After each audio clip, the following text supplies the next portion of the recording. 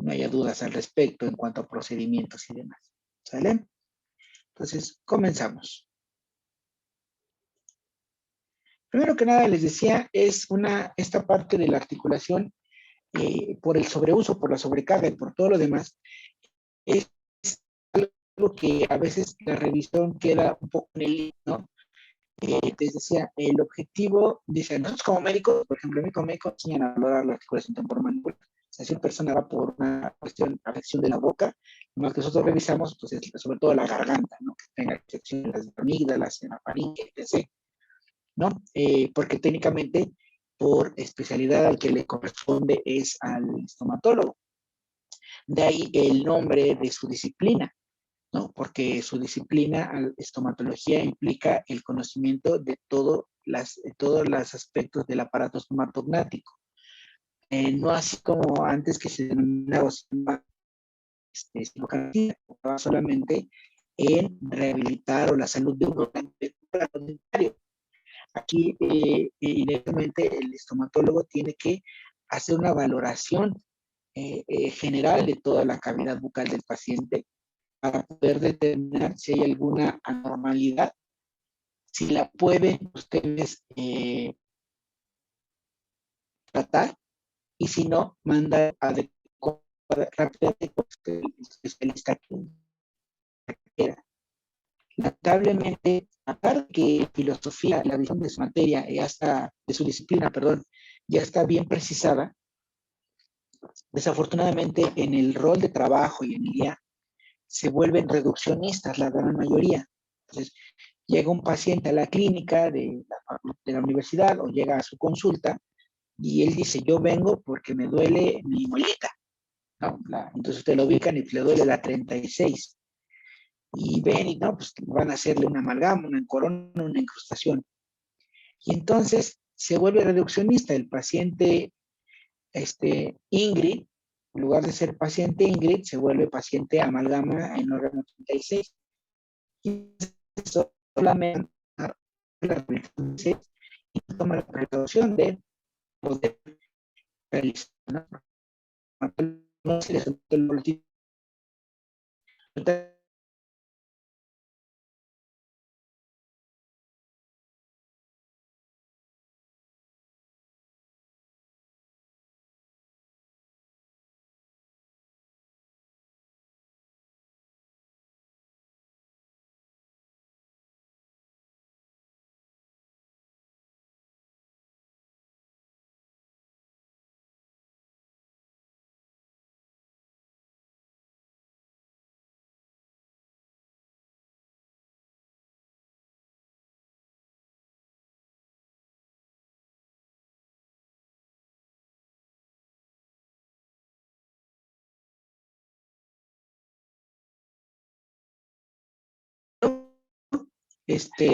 Y les dice que aproximadamente hay algo así como de entre 80 y 85% de prevalencia de trastornos de la TEME. O sea que si nosotros somos ahorita casi 30 personas, aproximadamente 24 o 25 de nosotros tendremos algún trastorno de la ATM.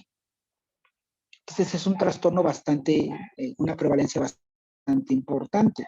Entonces, de ahí radica entonces que ustedes puedan detectar a tiempo en un paciente si tiene algunas características previas a un trastorno o ya lo presenta y entonces favorecer que el trastorno regrese a la normalidad o que no siga avanzando. ¿Sale? Entonces, es importante para mí que ustedes conozcan esto.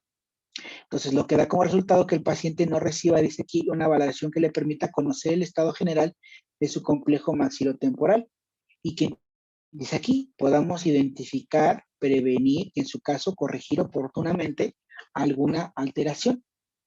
Entonces, por eso aquí la importancia que yo le veo al tema de prepararlos no solo en conocimiento de tipo anatómico, sino también aplicación ya clínica.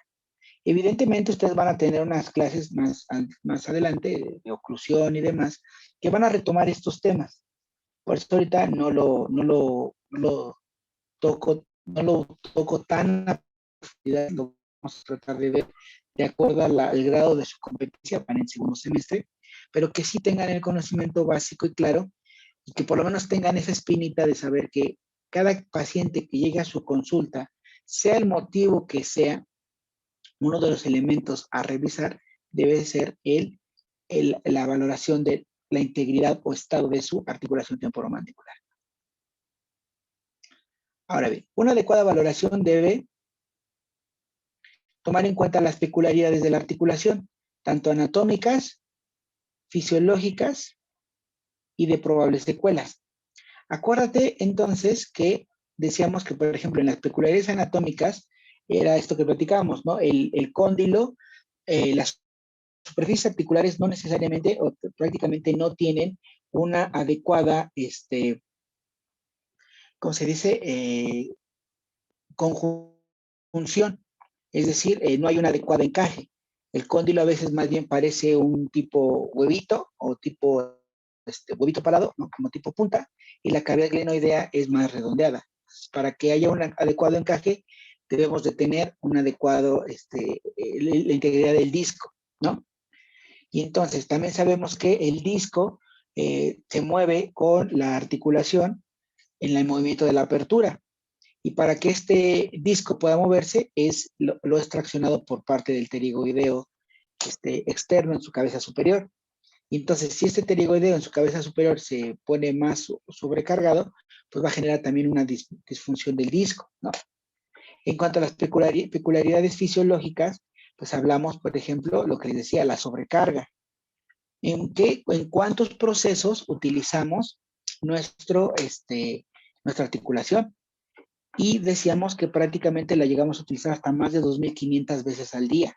La sobrecarga fisiológica de esta articulación es bastante amplia. Y la peculiaridad que platicábamos, ¿no? Que son dos articulaciones en una. Podemos hablar de ATM del lado derecho, ATM del lado izquierdo y una ATM en totalidad. Y que pueden trabajar de manera individual, derecha e izquierda, o pueden trabajar de manera alternada o de manera sinérgica. Entonces, desde este punto de vista anatómico y fisiológico, veremos que es una articulación bastante compleja, ¿sale? Y entonces, aquí tenemos que ver las probables secuelas, no solo para la estética, ¿no? Que haya una alteración en la forma o la fisionomía del paciente, sino también hablando entonces de las cuestiones de tipo funcional. Imagínate una alteración fuerte en las superficies articulares que genere una disminución, una restricción importante en la apertura, o que el paciente todo el tiempo esté generando dolor.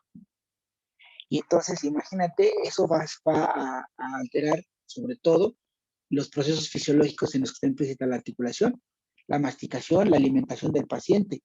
Prácticamente tendrá que tomar papillas, alimentos líquidos, y eso generaría malnutrición en nuestro paciente, ¿no? Entonces, todo esto lo vamos a englobar de acuerdo a lo que ya platicamos y de lo que ya conocimos en la estructura y la descripción anatómica de la articulación. Entonces, dice, la articulación es una articulación que no es como las demás, y esto no se debe solo a sus peculiaridades anatómicas y funcionales que las tiene, sino a ser una articulación que pertenece al ámbito de la boca, y la boca es de los dentistas y no de los médicos en general. ¿Sale? Entonces aquí quiero que les vuelva y les lo recalco, es un deber de ustedes, una obligación de ustedes como estomatólogos generales, que al paciente lo tienen que darle una revisión integral. ¿Sale? No es solo llegar y es que me duele la muela y quiero, o solo quiero que me ponga un puente, o solo quiero que me coloque una corona, o que me haga un endodoncia. Sí, él va por ese motivo, pero es importante y deber suyo generar una revisión completa para poder identificar situaciones anormales en el paciente. O a lo mejor él no iba nunca por un problema del ATM y ustedes se lo detectan, que lo puedan saber, si lo pueden rehabilitar o regresar a la normalidad de ustedes, o en su defecto, canalizarlo oportunamente con el especialista. Veremos más adelante cuando hablemos incluso de los pares craneales, como hay pacientes que, por ejemplo, tienen síntomas premonitorios de una parálisis facial, y uno de los síntomas premonitorios es una alteración en la percepción del sabor. Y como es la lengua la que sienten afectada, pues ¿con quién van? Con el estomatólogo. Si ustedes no conocen adecuadamente la anatomía y fisiología de la inervación de la lengua, pues se les va a pasar por arriba que el síntoma que está presentando el paciente puede ser una afectación de su nervio facial o de algún otro nervio craneal, por ejemplo, ¿no? Entonces sí, perdón que sea muy insistente, pero sí me interesa mucho desde ahorita que están ustedes en formación inicial, que tengan una perspectiva del panorama que implica el tener una reducción en un órgano dental y no darle la atención, calidad y la calidad en la atención que requieren nuestros pacientes para la resolución de sus problemas de salud. Doc,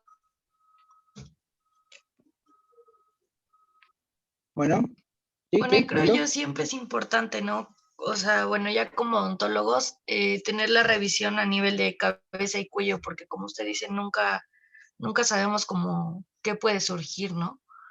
Muchas veces, pues, algún ganglio o eso está inflamado y eso se puede eh, agravar y nos lleva a problemas futuros. Entonces, creo yo que la revisión a nivel de cabeza y cuello es muy, muy importante.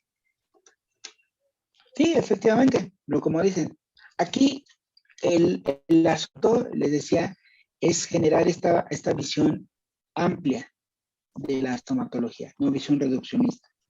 Y lo que les digo, es válido, ¿no? Tú revisas a tu paciente, lo palpas, lo checas. Digo, afortunadamente veremos, ¿no? Que nuestro cuerpo es simétrico y podemos detectar, si encontramos una bolita del lado derecho, pues buscarla del lado izquierdo. Si del lado izquierdo no la tiene, quiere decir que esa bolita es una situación anormal. Pero también se vale decir, pues no sé qué tiene, ¿no? Como tú dices, le encontré un ganglio. ¿Qué es? ¿Por qué es? Pues no lo sé. A lo mejor no escapa dentro de mí. No, nunca he visto una persona con un ganglio infartado. O no sé por qué las causas más frecuentes de un ganglio infartado a nivel cervical. Pero entonces mi deber es, bueno, ya lo ubiqué, ya descubrí algo anormal, que el paciente venía por una muela, pero al momento de hacer revisión general encontré ese ganglio. Y entonces le digo al paciente, mire, le encontré esto, es un ganglio, no sé por qué le surgió, pero lo remito con el médico adecuado, o vaya a ver a su médico especialista. Y entonces, como tú dices, muchas veces ustedes podrán incluso evitar que el paciente tenga secuelas grandes o que pongan, o incluso salvarles la vida, porque si se detecta oportunamente algún tipo de afectación que pueda a lo largo y pasar inadvertida, puede salvarle la vida al paciente, ¿no? Entonces, es importante en ese sentido. ¿Sale? Gracias por tu aporte, Isabel. Ahora, de especularidades anatómicas, bueno, ya lo platicamos, lo que tiene que ver con diferencias en la incompatibilidad de las estructuras anatómicas y en los movimientos de la misma. ¿No? Esto ya lo platicamos un poquito.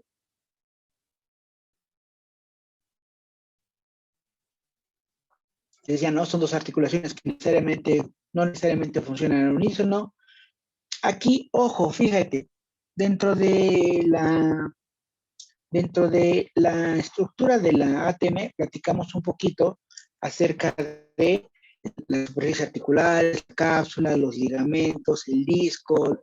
Decía que forzosamente los músculos como tal formaban parte de una estructura articular en particular, pero yo les decía que los incluía porque forzosamente para que la articulación funcione requiere de la contracción muscular. Entonces, si los músculos también están alterados, van a tener una alteración directamente en el funcionamiento de la articulación. En el caso del ATM, algo que no platicamos es otro eje es el condición, o sea, los horarios. Al ser los órganos dentales parte en este caso del maxilar y de la mandíbula, ¿vale? Los condiciones oclusales también dependen de la articulación.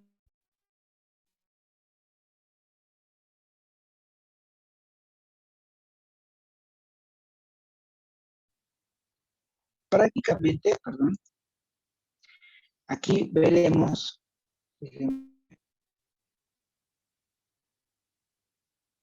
anotar, veremos que para un adecuado, correcto funcionamiento del ATM, vamos a hablar que vamos a ver que los elementos propios, ¿no? Elementos propios del ATM, como el disco, la superficie articular y todo lo demás. Por otro lado, hablaremos de los músculos. Y aquí hablaremos de los órganos dentarios. Entonces, para que la articulación esté en adecuado equilibrio, en adecuado funcionamiento, estos tres elementos deben de estar en un adecuado balance, en adecuado funcionamiento. ¿Sale? Entonces, que tanto estructuras propias de la articulación como correcto funcionamiento de los músculos y los condicionantes oclusales estén alineados, esté correcto. Si está en equilibrio todo esto, nuestra ATM va a estar en correcto funcionamiento. ¿Sale? Ahora, normalmente siempre, la mayoría de las veces, las afectaciones principales van a venir por parte de los condicionantes oclusales. Veremos más adelante, ¿no? ¿Cuánta gente, la verdad, no toma en cuenta que la integridad de sus órganos dentarios? O, pues ya no importa, sáquelo, quítelo, no me interesa, ¿no? Como si cuando te duele un dedo, vas con el médico y pues, me duele el dedo, córtemelo, ¿no? Yo no sé por qué, en qué momento se ha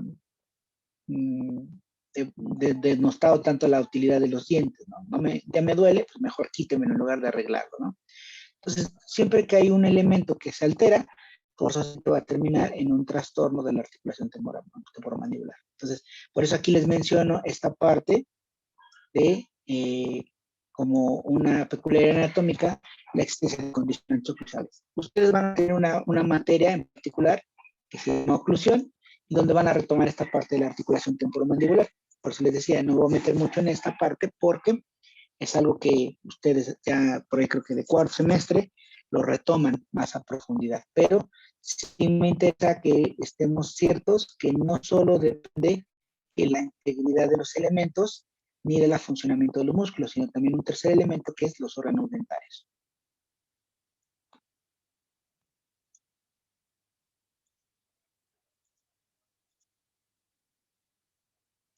Lo que les decía, la frecuencia de utilización, más de 2.500 veces por día, en diferentes procesos, habla de oclusión, fonación, tercera mano, etc.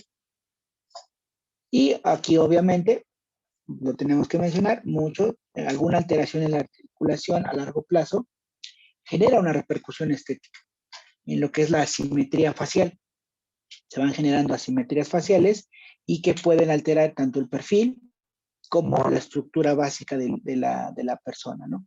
Y que veremos cómo, por ejemplo, en personas donde se presenta una repercusión de la anatomía de la ATM con alteración, estéticamente se ve sobre todo en asimetrías o desviaciones del perfil facial. Doc, perdón, ¿a qué se refiere con frecuencia de utilización? Porque pues siempre la utilizamos, ¿no? Para hablar o así. Ajá, lo que te decía, que eso lo platicábamos un inicio en la apertura del tema.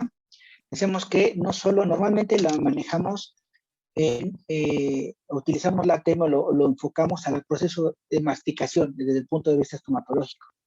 Pues la realidad es que la utilizamos para hablar, para deglutir, para respirar en algunos casos, y malmente, pero la verdad es que la gente lo utiliza como una tercera mano, ¿no? Para abrir una botella de refresco, para cargar una bolsa. Entonces, esta utilización decíamos que sobrepasa aproximadamente las 2.500 movimientos por día. Ahorita yo que estoy habla y habla, implica que esté yo abriendo y cerrando la boca.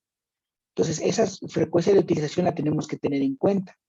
Entonces, esto también, en el momento de valorar al paciente, podemos decir, bueno, el tipo de alimentación, si come alimentos muy duros, muy fuertes, muy pesados de triturar, ¿no? O como en mi caso, ¿no? Es docente, es maestro, todo el tiempo tiene que estar hablando, es un exceso de carga. Entonces, lo tenemos que tener en cuenta para saber si la misma situación profesional o alimentaria del paciente puede generar una repercusión propia en el funcionamiento de la ATM.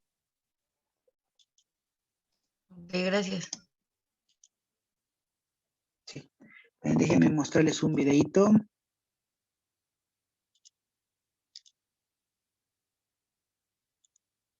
Me lo encuentro y ahorita se lo muestro. Se me cerró la... Ahora, este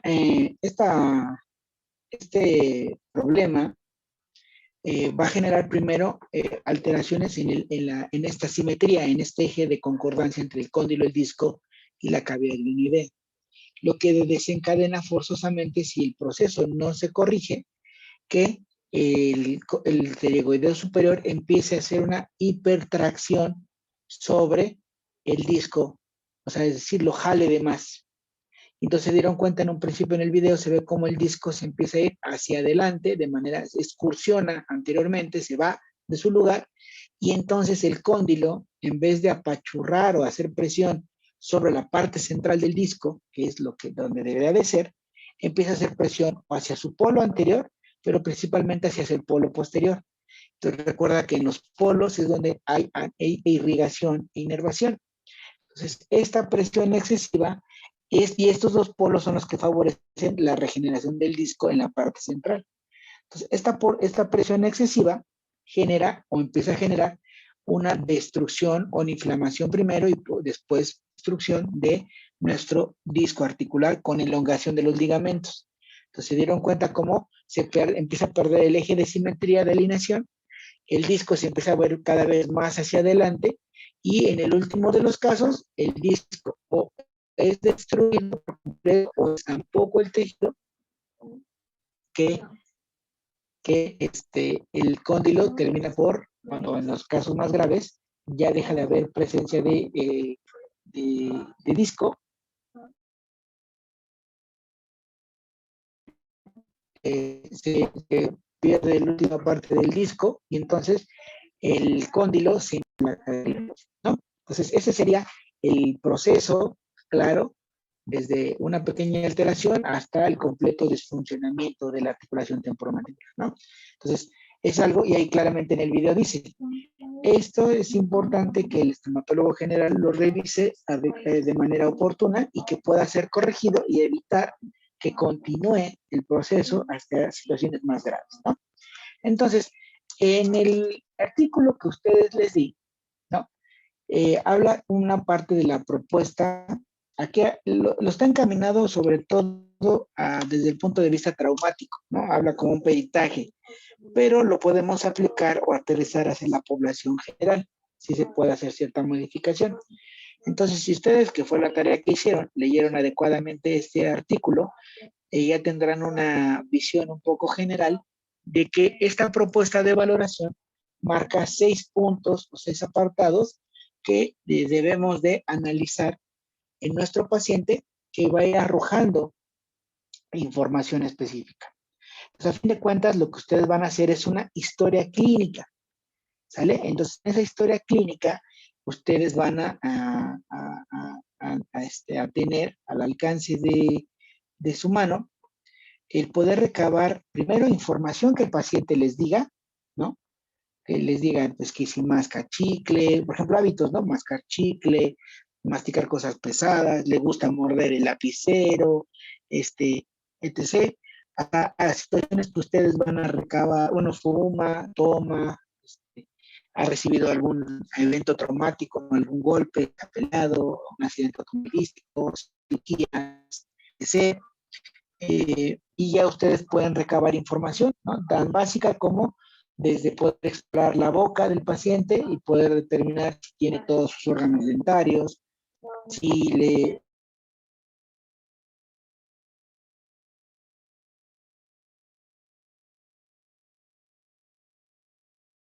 tiene restauraciones, la calidad de las restauraciones, hasta cuestiones de poderlo realizar.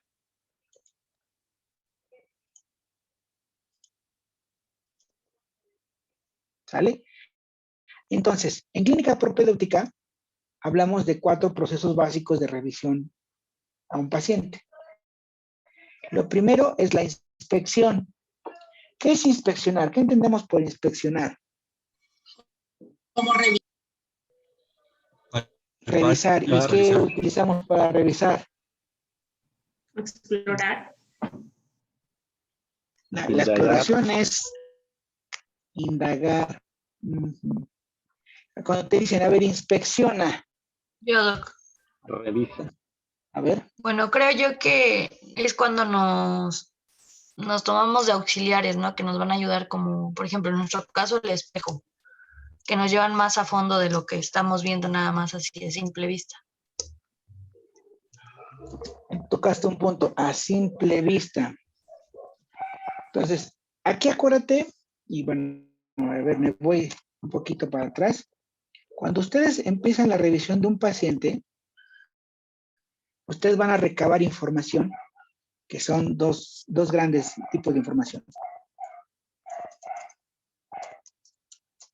Síntomas y signos. ¿Cuál es la gran diferencia? Los síntomas... No, sí, adelante. Adelante, adelante, ya no te chiques. Perdón. Los síntomas ¿No? son lo que ocasiona el cuerpo, los que no se pueden ver, lo que solamente se siente. Y los signos son los que sí Bueno. se visualizan. Exacto, ahí vas. Los síntomas, así como dice, son de manera algo subjetivo. ¿Qué quiere decir? Es algo que percibe el paciente, ¿no? Como el dolor. Tengo el cuerpo cortado. No puedo percibir los olores, ¿no? Son cuestiones y se llaman subjetivas porque es dependiendo cada paciente cómo lo percibe, ¿no? El dolor, a ti, por ejemplo, te puede doler una muela y estás tranquilo platicando como si nada. Y hay alguien que apenas si le duele la muela y se está retorciendo del dolor, ¿no? Cada quien responde esto, ¿no? Entonces, los síntomas son todo aquello que el paciente te dice por qué acude a consulta. Es que me duele aquí, no puedo mover acá, siento inflamado, me duele, fiebre, escalofrío, etc, etc. Son los síntomas. Una vez que tú revisas al paciente, vas a recabar signos. Como bien decía, ya son cuestiones de tipo objetiva, ¿no? Es decir, son datos que va a recabar el médico, en este caso el estomatólogo o el profesional de la salud, vamos a poner aquí, el profesional de la salud, el profesional de la salud.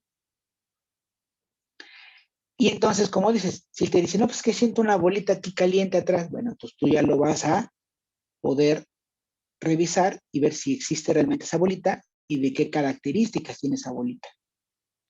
Ahora, ¿cómo nosotros vamos a recabar esos signos?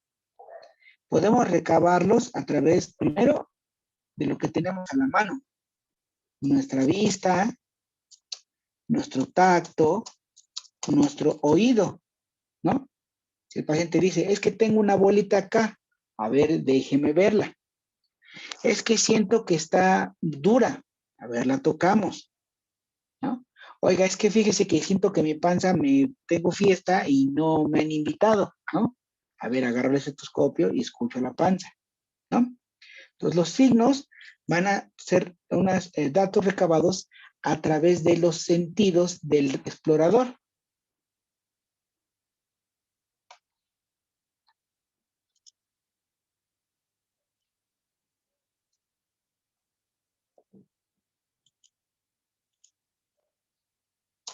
¿Sale?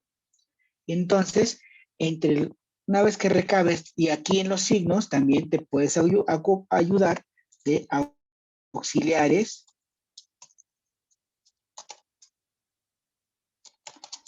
de diagnóstico. Que como decían más rato, puedes utilizar algún aparato, puedes utilizar algún laboratorio, al estudio de laboratorio, o puedes utilizar algún equipo de rayos X y demás, gabinete, que te va a ayudar a corroborar el diagnóstico, ¿no?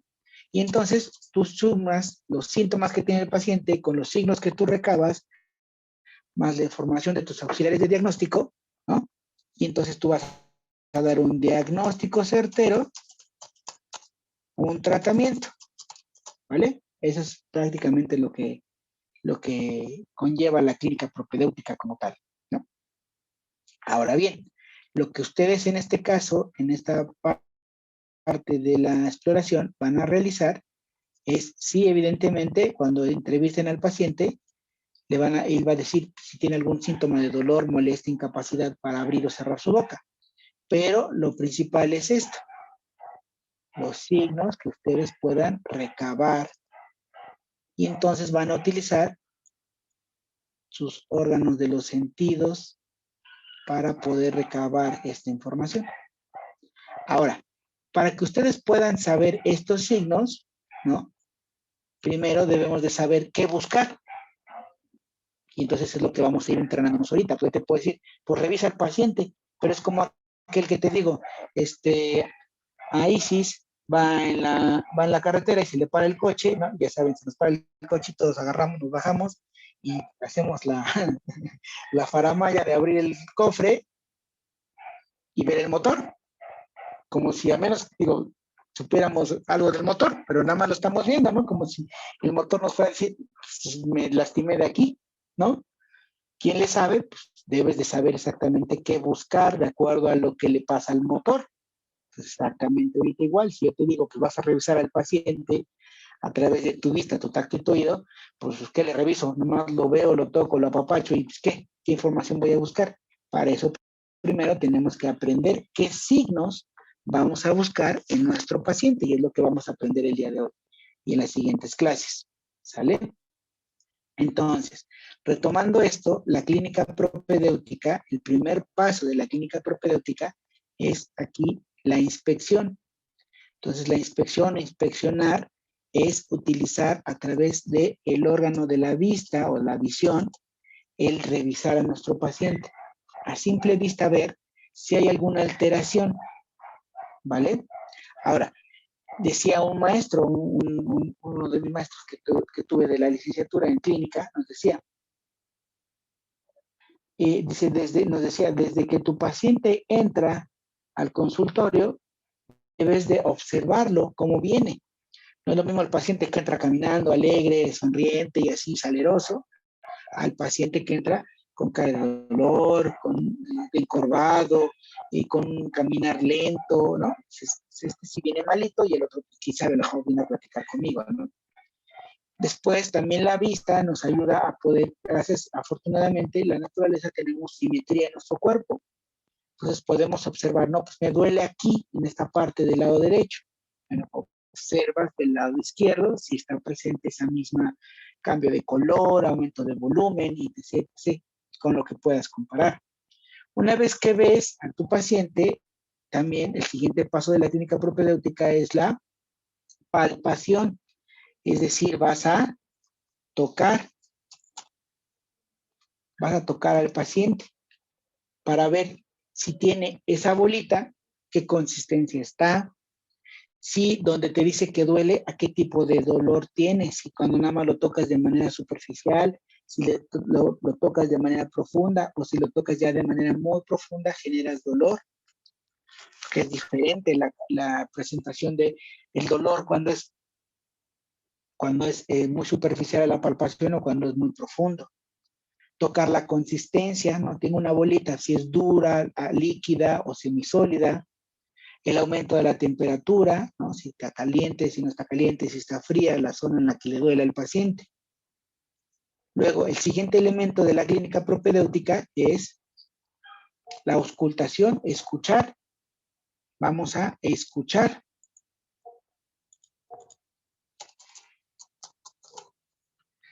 Muchos de nuestros procesos fisiológicos normales generan un ruido en particular.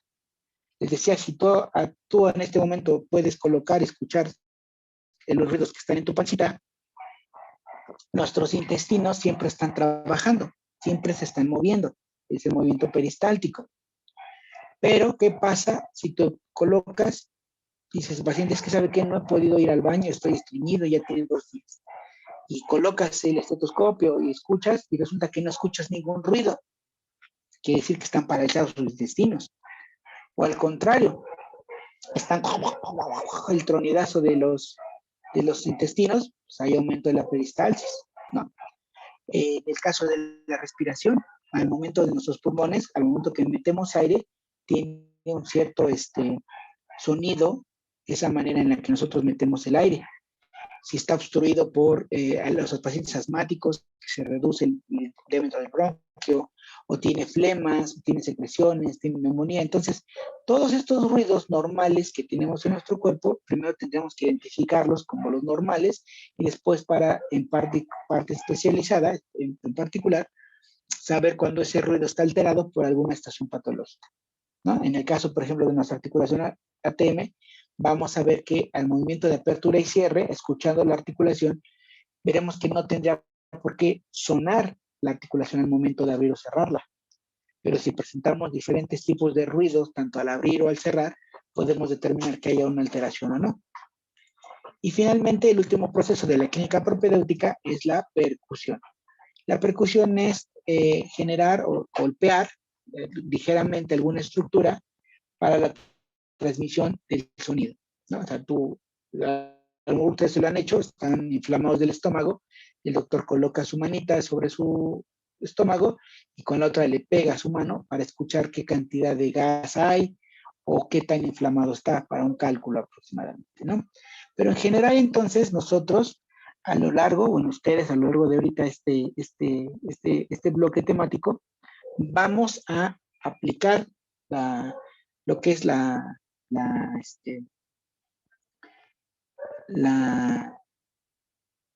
clínica propedéutica enfocada hacia la articulación temporomandibular, que a lo largo de todo lo que ustedes ya le dieron una pequeña leída a ese artículo que les mandé, se resume en resumidas cuentas, tiene que ver hacia estos procesos. No sé si hay alguna duda o pregunta al respecto. Nada. Vale. Entonces, bueno, aquí yo tengo por ahí normalmente hacemos la historia clínica. La historia clínica, y bueno, los que ya están en más adelantaditos, o que ya tuvieron algún acercamiento con la historia clínica, es un formato en el que ustedes les va guiando sobre lo que hay que ir buscando. O sea, si yo te digo, todo lo vas a tener en tu cabeza, por ejemplo, este formato este artículo que acabas de leer, todo lo vas a tener en tu cabeza, pues evidentemente algún dato se te puede pasar, ¿no? Algún dato se te puede olvidar preguntar, revisar o tomarlo en cuenta. Para que eso no suceda, se formulan este tipo de formatos llamados historias clínicas, donde ellos, ¿no? Por ejemplo, obviamente incluye desde tu nombre, el nombre de afiliación, el nombre del paciente y algunos datos generales como su domicilio y demás, pero sobre todo, por ejemplo, tiene datos que te van orientando, te van diciendo qué preguntar primero y después qué buscar, ¿no? Por ejemplo, aquí, ¿no? Dice, el paciente está con vida, si tiene alguna enfermedad, hermanos, alguna enfermedad, si no, ¿no? Si fuiste operado, si tiene algún problema respiratorio, si fuma, si está embarazada, etc. Entonces, toda esta información nos ayuda a que solamente vayamos orientados a qué preguntar y qué buscar. Entonces, normalmente en los semestres pasados, perdón, buscaba yo que ustedes realizaran su propia historia clínica, pero porque lo íbamos haciendo en el salón. Pero bueno, ahorita dadas las circunstancias es complicado poder revisar el avance del trabajo. Entonces, déjenme ver, yo creo que yo tengo un formato de historia clínica que ya fue realizado por algunos de sus compañeros. Se los voy a proporcionar para que lo vayan leyendo y vayan viendo cómo, y ese lo puedan aplicar en la revisión de sus pacientes o de su paciente en la valoración del ATM. ¿Sale?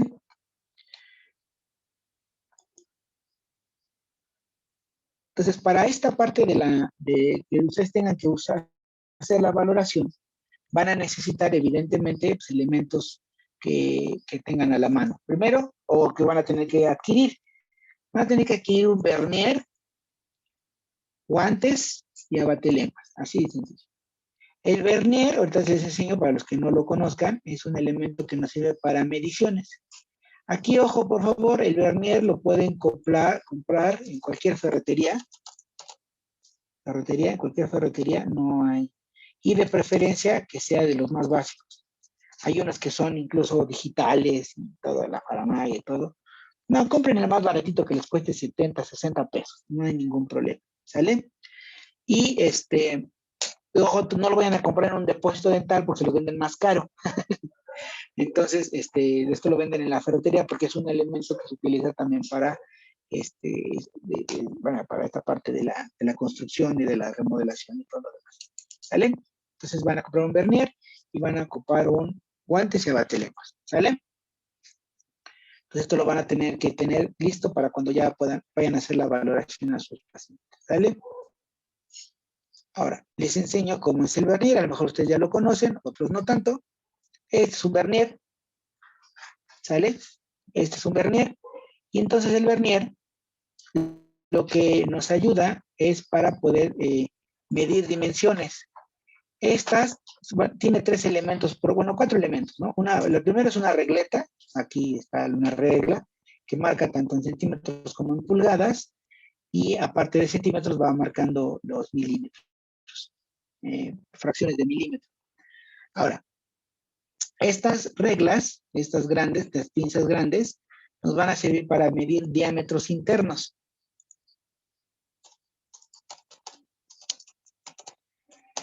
Nos sirve para medir diámetros internos. Estas otras pincitas que son más pequeñitas, nos sirven para medir diámetros no, perdón, aquí me equivoqué. Perdón, yo me equivoqué aquí, obviamente. Una disculpa. Las grandes sirven para medir diámetros externos, perdón. Y las pequeñitas sí sirven para medir diámetros internos. ¿Te acuerdas que una de las partes que hablamos de la articulación era que la apertura de la boca, ¿no? El tamaño de la boca. Entonces, de qué tanto abre la boca el paciente. Entonces, eso lo vamos a utilizar con estas 2 reglitas, con las internas. Vamos a medir la apertura de la boca del paciente. ¿Sale?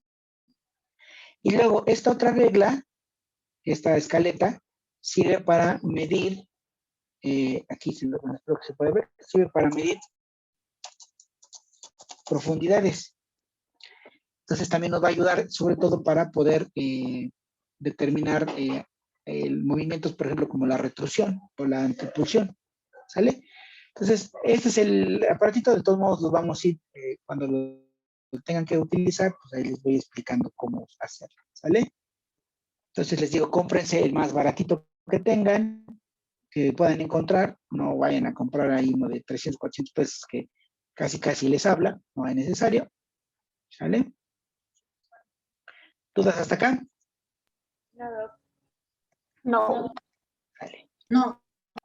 Doctor, una Pues no, pregunta. una respuesta.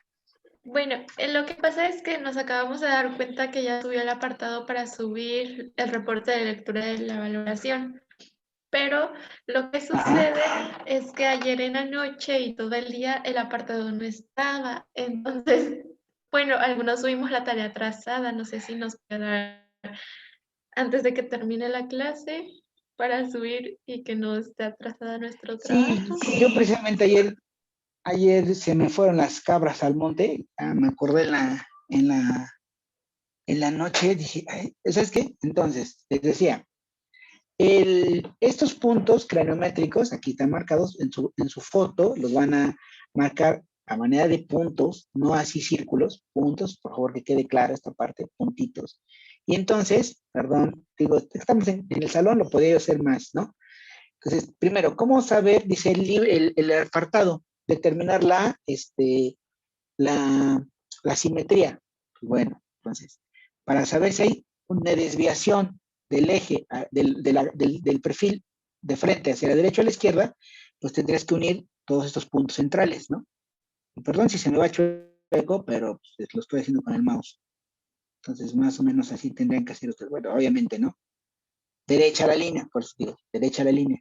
Entonces, claramente, ejemplo, el punto que normalmente todos tenemos asimétrico es este. mitad del dorso, lo que corresponde con el tabique nasal. Normalmente algunos los tenemos desviados a la derecha o a la izquierda, dependiendo. Entonces, si tú unes todos los puntos, tomando en cuenta como referencia el tritium y la mitad de la sínfisis del mentón, así los que se queden fuera de esa línea, es que quiere decir que hay desviación o a la derecha o a la izquierda de la simetría facial. ¿Sí? ¿Quedó clara esta parte? Sí, Sí, doctor. Igual, unes estos puntos. Por ejemplo, hay personas que tienen una alteración en la implantación de sus ojitos. Y entonces tú marcas el canto externo con tu regla. Obviamente aquí acuérdense que te tienen que apoyar también de escuadras para que esté recta. No se trata de que las unan forzosamente los puntos, sino que estén bien recta la línea. Entonces, por ejemplo, tú vas a unir aquí el 3. Si tú lo unes forzadamente con el otro 3, del otro lado, a lo mejor, y perdón que la línea, a lo mejor te queda así, ¿no? Inclinada. Lógicamente se ve que está inclinada tu línea.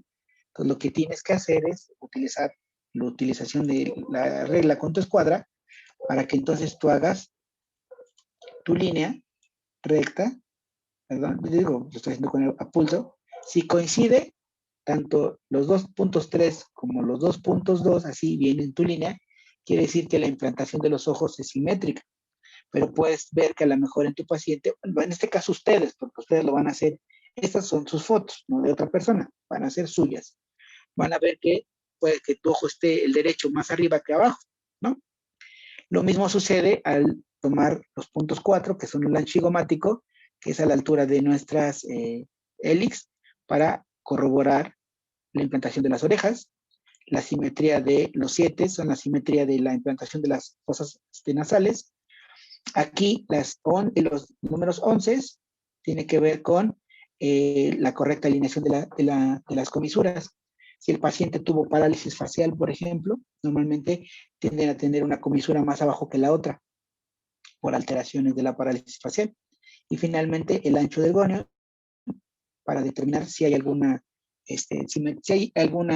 desviación, sobre todo. Por ejemplo, hay pacientes cuando tienen una alteración del ATM, ¿sale? Este aquí se ve abultado, por ejemplo, el número 4, el ancho gonial está incluso ligeramente desviado hacia abajo y el punto 14 está desviado en este caso hacia la derecha o a la izquierda. Y ahí puedan ver claramente, ¿se acuerdan que vimos la imagen de Reese Witherspoon? Ella en sus imágenes normales tiene una desviación de su mandíbula hacia el lado derecho, pero eso no o sea, a simple vista se ve, pero en personas que puede ser imperceptible, bajo estos esquemas es lo que podemos trabajar. ¿Sale? ¿Dudas hasta acá? Doctor, yo tengo una duda. Cuando le pongamos los puntos, ¿nosotros lo vamos a hacer en el cuaderno con un lápiz o digital?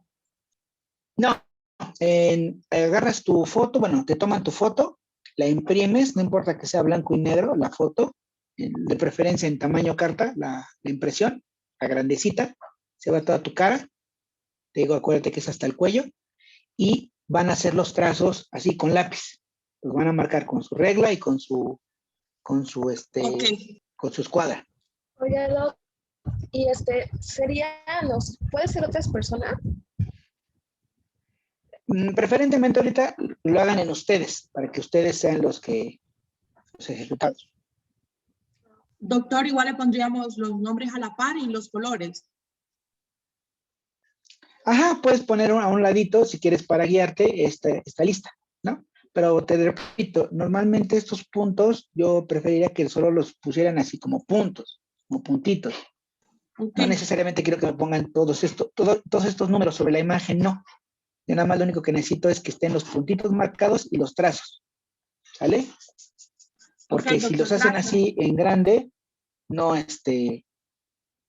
puede ser que el círculo esté más grande que el otro y pareciera que está desviado y no es cierto, ¿sale?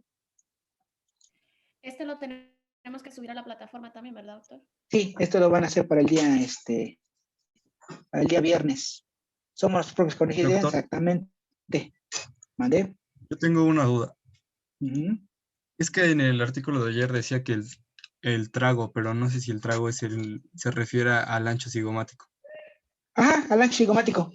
¿Es lo mismo? Sí. En Acá, la por los valoración puntos del AT 4. me decías. Ajá, que es el punto 4. Ah, ok. Aquí. Doctor, tengo otra duda. Gracias, doctor. Irían dos fotos, ¿verdad? Una de perfil y una de frente. Ajá, de frente y de perfil. ¿Y Ahorita la de vamos a ver por perfil qué la de perfil. no lleva puntos o sí lleva? Tranquila, María Fernanda, todavía voy para allá. Ah, bueno. ¿Sale? Entonces, ahora, en el caso de la de perfil, ya Fer quería enfilar, o sea, ya voy encarada, ¿no? En la imagen de perfil, vemos estos tres, todos estos puntos, ¿no? Son bastantes, ¿no? El tritium, la glabela, el punto de implantación de la nariz, el bósforo de la nariz, el dorso de la nariz, sobre la nariz, la punta del dorso, la punta de la nariz, la base alar, la base de la nariz, el tubérculo, la unión de los labios, el labio inferior, el ángulo labiogeniano, el mentón, la parte del mentón y del cuello, ¿no? Son muchos los puntitos. ¿Cuáles son los que vamos a utilizar? Solamente estos, no se me estresen. Vamos a utilizar la glabela, la base de la nariz y la sínfisis mentoniana. ¿Sale? Entonces, la glabela,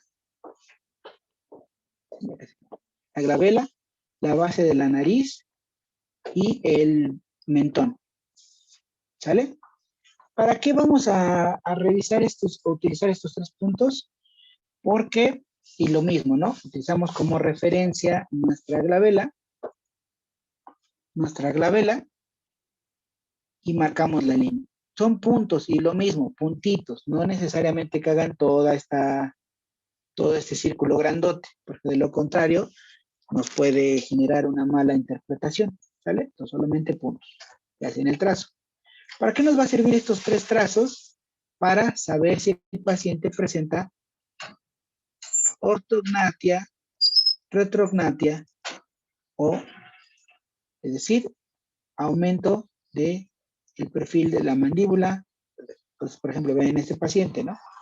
Marcamos los puntos, se ve claramente que hay una disminución, ¿no? Está hacia atrás nuestra mandíbula, ¿vale? Hay retrognatismo en este paciente, es retrognatismo, ¿sale? Porque la mandíbula no está a un crecimiento adecuado para hacer simetría con armonía con el perfil, ¿no? Aquí vamos a ver otros. ¿Sale? Entonces aquí vemos, aquí por ejemplo la unión de estos puntos, no está bien hecha acá, ¿no? Lo unimos acá, perdón por la mala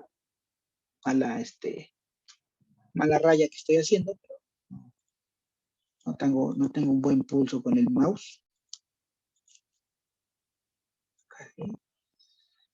Ay, otra vez en chueco. Bueno, aquí claramente, bueno, si fuera la línea de recta, podemos ver que el paciente, otra vez en recto, no, ya, estoy chafa con este pulso maraquero, ¿no? Vemos claramente que la mandíbula está hacia adelante, ¿no? Entonces el paciente tiene prognatismo, ¿no? Entonces, estos tres puntos nos van a servir, ¿no? Para determinar los tres diferentes tipos de alineación, ¿no? El paciente está ortognático, es decir, que cumpla que haya una alineación correcta entre los tres puntos, retrognático si la mandíbula está hacia atrás, o prógnata, que la mandíbula está hacia adelante, ¿no? Desde un punto de vista ya funcional y objetivo.